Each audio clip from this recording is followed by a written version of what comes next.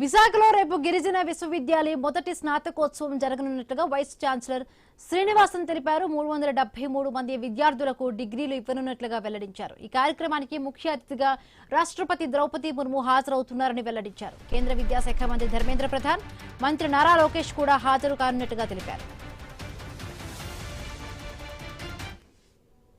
రేపు మొదటి కాన్వకేషన్ మాది ఇక్కడ విశాఖపట్నంలో జరుగుతోంది. దీనికి ప్రెసిడెంట్ ఆఫ్ ఇండియా మేడంతో పాటు governor of Andhra Pradesh, then union minister Dharmendra Pradhan garu, ఆయనతో పాటు మనకి education minister of Andhra Pradesh Nara Lokesh garu, ఇతర ముఖ్య అతిథులు ఇందులో పాల్గొంటున్నారు.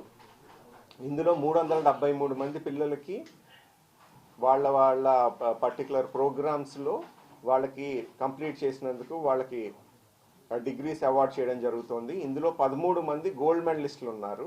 సో ఆ గోల్డ్ మెడలిస్టులు ఇదే ఫస్ట్ టైం అవడంతో 13 మంది అన్ని యూనివర్సిటీ ఇనిషియేటెడ్ గోల్డ్ మెడల్స్ వాళ్ళకి ఇవ్వడం జరుగుతుంది.